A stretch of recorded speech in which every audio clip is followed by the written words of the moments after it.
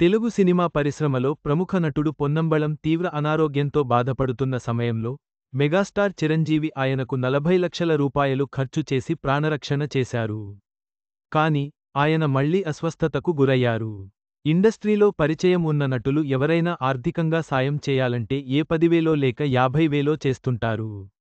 మరీ హాస్పిటల్లో ఉన్నారంటే 1,00,000, 2,00,000 సాయం చేసేవారు ఉంటారు.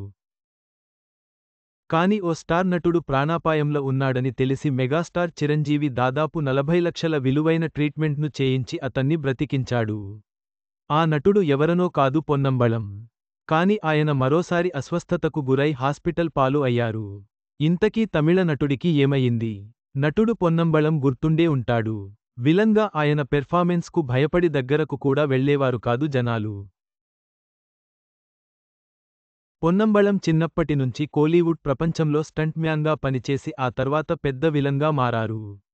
1988లో విడుదలైన కలియుగం సినిమాతో ఎంట్రీ ఇచ్చి తమిళంతో పాటు తెలుగు, కన్నడ, హిందీ సినిమాల్లో కూడా నటించాడు.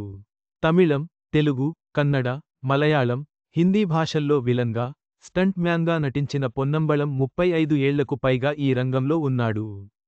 అయితే ఆయనకు ఫ్యామిలీ ప్రాబ్లమ్స్తో పాటు ఆరోగ్యం దెబ్బతినడంతో బాగా ఇబ్బందులు పడ్డాడు.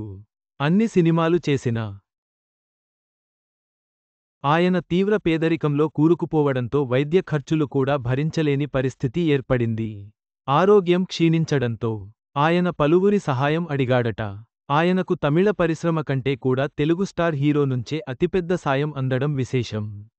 అది కూడా టాలీవుడ్ మెగాస్టార్ చిరంజీవి పొన్నంబళంకు సాయం చేశారట. ఈ విషయాన్ని ఎన్నోసార్లు గుర్తు చేశారు పొన్నంబళం. తన ప్రాణాలు కాపాడి తన దైవంలా మారారు మెగాస్టార్ అంటూ తమిళ నటుడు పొన్నంబళం అంటున్నారు. చిరంజీవి వల్లే తాను ప్రాణాలతో ఉన్నానన్నారు. తనను అన్నా వదినలు విషం పెట్టి చంపాలని చూశారు. కిడ్నీలు 2 పాడైపోయి మంచాన పడటంతో తన పని అయిపోయింది అనుకున్నాడట పొన్నం. ఎవరు సాయానికి ముందుకు రాకపోవడంతో ఆశలు వదులుకున్నారు. చివరి ప్రయత్నంగా మెగాస్టార్ చిరంజీవికి వేడుకున్నాడు తమిళ నటుడు. ఇక వెంటనే స్పందించిన మెగాస్టార్ చిరు సంబంధిత అనారోగ్యంతో బాధపడుతున్న పొన్నంబళంకు కావలసిన సాయం చేశారట. అయితే అందరిలాగే 1,00,000, 2,00,000 ఇచ్చి వదిలేస్తారు అనుకున్నాను, కాని ఆయన ఏకంగా ఆసుపత్రి ఖర్చులన్నీ పెట్టుకున్నారు. నాకు కిడ్నీ ప్రాబ్లం రావడంతో అపోలోలో నాకు ట్రీట్మెంట్ చేశారు. దానికోసం ఆయన దాదాపు 40 లక్షల రూపాయలు ఖర్చు చేశారని అన్నారు పొన్నంబళం. తాను కిడ్నీ సంబంధిత అనారోగ్యంతో ఉన్నప్పుడు తమిళ చిత్ర పరిశ్రమలో ఉన్న కొందరు డయాలసిస్ కోసం మాత్రమే సాయం చేశారని చెప్పారు.